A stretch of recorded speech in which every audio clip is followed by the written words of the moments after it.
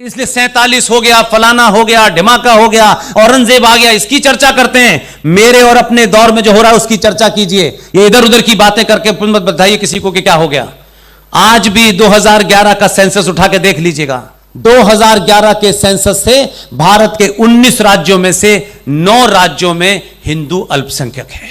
और आप कह रहे नहीं हम अखंड भारत बनाएंगे, जो ये है उसका तो पता नहीं है नहीं झूठ बोलने की बात। हम कि वहां से हम लाएंगे, यहां से हम लाएंगे। अरे ये जो था आपके पास, ये तो आपने 47 में 21 लाख लोगों को पे लिया और आपने उसको फिर वही बना दिया, क्योंकि आपको भाईचारा सूझ रहा है। आप किसकी कीमत पे भाईचारा कर रहे हैं? नुपुर शर्मा की, कमलेश तिवारी की कीमत पे कर रहे हैं। ये मंजूर नहीं है किसी कीमत पर हमको। इसलिए ये चुप रहने का समय नहीं है।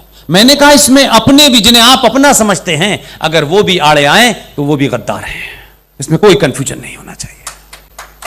राजनीति अपनी तरफ, संगठन अपनी तरफ। दुनिया में कोई चीज राष्ट्र बड़ी नहीं हो सकती, चाहे कितना भी बड़ा संगठन हो और चाहे कितनी बड़ी सरकार हो।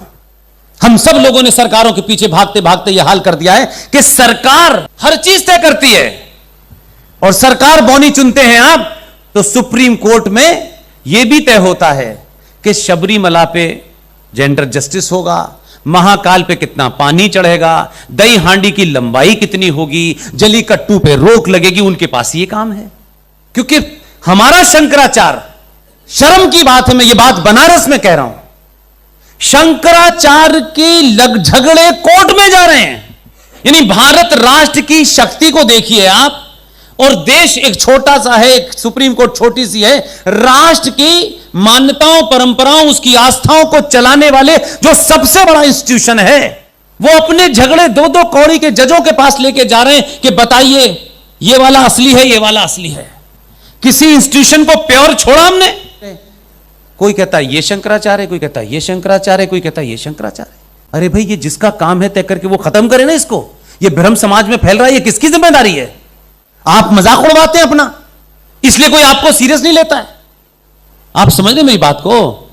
मेरा गुस्सा यह है, राष्ट्र सत्ता के पास जा रहा है कि हमारा फैसला दो, इसलिए कोई हिंदुत्व पे भाषण दे रहा है आपको, कोई कह रहा है ये वे ऑफ लाइफ है, कोई कुछ बता रहा है, कोई कुछ बता रहा है। इसलिए कि आपको आदत पड़ गई है, अपनी लड़ाई खुद नहीं लड़ना चाहते, वो लड़ ले, वो लड़ ले, वो लड़ रहे। कोर्ट से निर्णय आ गया है। कोर्ट कौन है भाई? कोर्ट के पास कहां से ज्ञान आया? कोर्ट तय करेगी ये। हिंदू सनातनी परंपराओं में अगर कहीं कोई बदलाव है या कहीं कोई तरमीम होनी है, कहीं कुछ घटाना बढ़ाना है, किसी की परिभाषा को दोबारा से परिभाषित करना है, ये काम सिर्फ शंकराचार्य का है, किसी कोर्ट का नहीं है। हम मूक दर्शक बने बैठे हुए, हम कब बोलेंगे भाई? मैंने पब्लिकली कहा कि शंकराचार्य हम नहीं जानते, हम उस बारे में हमारा ज्ञान ही नहीं है। चारों शंकराचार्य बैठे, चाहे देश में किसी भी कोई विवाद हो, हमारी आस्थाओं से और परंपराओं से सिर्फ शंकराचार्य की बात आखिरी होगी, खत्म। हम ये बना ही नहीं रहे, इसलिए वो अपने झगड़े में लगे हुए हैं। आपस में झगड़ा है, अपने शत्रु से भी नहीं सीखते। उनके यहां कोई झगड़ा हुआ आज तक? मोहल्ले की मस्जिद में कौन इमाम होगा, इस पे भी झगड़ा नहीं है उनके यहां, क्योंकि एजेंडा कुछ और है, आपके एजेंडे कुछ और है। मुझे तो पता नहीं, मैं तो ज्ञानी नहीं हूं। हमारे आपके बनारस के एक साथी हैं, उन्होंने बताया कि यहां कोई विद्युत परिषद है, वो तय करती है कि शंकराचार्य कौन होगा।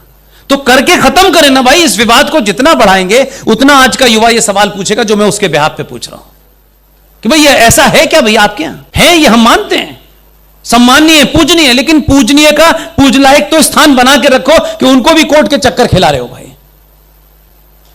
इसलिए भारत में सच बोलिए, जोर से बोलिए, चिल्ला चिल्ला के बोलिए।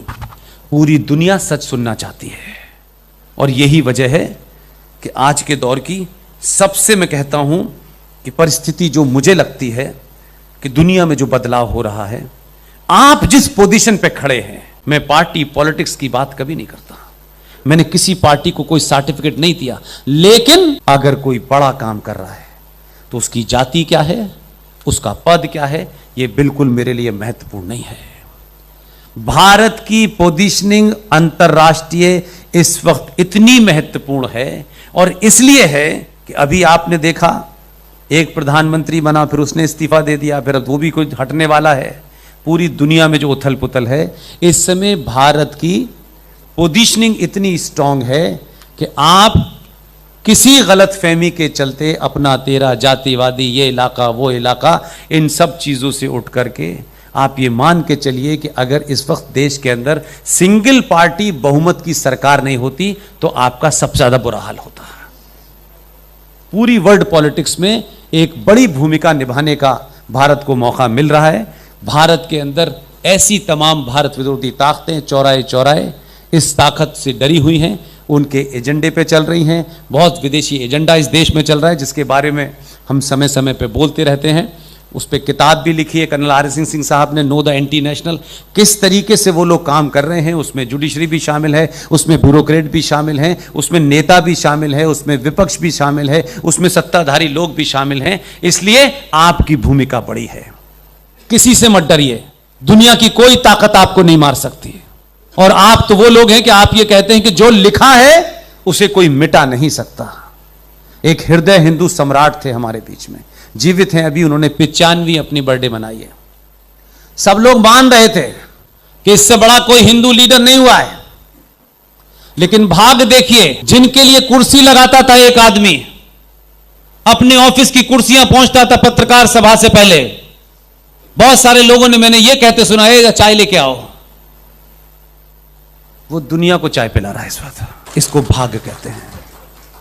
60 गांठ से कुछ दिन चल सकते हैं, लेकिन एक आदमी जिसका नामो निशान ना हो और वो पूरे देश के अंदर छा जाए, और हर किस्म का आदमी हो सकता है, विरोधी होते हैं वो अपनी जगह है, लेकिन फिर भी इस वक्त अपनी भूमिका तय करें।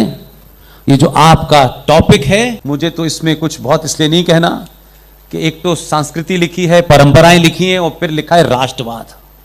इन दोनों से मिलके ही राष्ट्रवाद बनता है। और राष्ट्र में मेरी और आपकी भूमिका क्या है, यह तय करना ही सबसे बड़ा राष्ट्रवाद है। सच बोलिए, दबंगई से बोलिए, दुनिया में किसी से मत डरिए। जब मौत आनी होगी आएगी, और मैंने ऐसे भी लोग अपने जीवन में देखे हैं कि जवान लोग चले गए। एक प्रधानमंत्री थे भारत में, इस घटना को कम लोग जानते हैं। वो सफर कर रहे थे प्राइम मिनिस्टर साहब 9 जनरल के साथ में, जहाज हवा में टूट गया, गिर गया। अगले हिस्से में बैठे थे, पिछले हिस्से में आर्मी के लोग बैठे थे। 9 के 9 जनरल मारे गए। उनके जहाज का हिस्सा एक गांव की पोखर में घुस गया। उस पोखर से एक आदमी सना हुआ मिट्टी में बाहर निकला। वो निकल के घूमने लगे, कुछ कुत्तों ने भौंकना वौंकना शुरू किया। वो चलते चले गए, फिर वहां गांव में पहुंचे 3-4 किलोमीटर के बाद। किसी ने कहा इधर है, किसी ने कहा इधर है, कोई था नहीं उनके साथ में। उस जमाने ये सब नहीं था जो आज का ताम झाम है क्रांति का। वहाँ कुछ लोग गांव के लेटे थे ज़मीन पे, उनसे बोले कि मुझे एक बाल्टी पानी दे दो, मैं भारत का प्रधानमंत्री हूँ। तो उनका पागल हो गया क्या? सच में कुछ देर के बाद जब उन्हें बाल्टी दी गई और जब उन्होंने अपना मुंह धोया तो लोग ये तो मोरारजी देसाई हैं। इसलिए मौत से जो घबराता है वो जिंदा नहीं रहता, और जो कौम मरने से डरती है वो जिंदा नहीं रहती है। सभ्यताएं किताबों में रह के जिंदा नहीं रहती कि किताब आपके पास रखी है लाइब्रेरी में आपने पढ़ ली। सभ्यता को 24 घंटे चलते उठते बैठते उसका डेमोन्स्ट्रेशन करना होता है, तब जिंदा रहती है।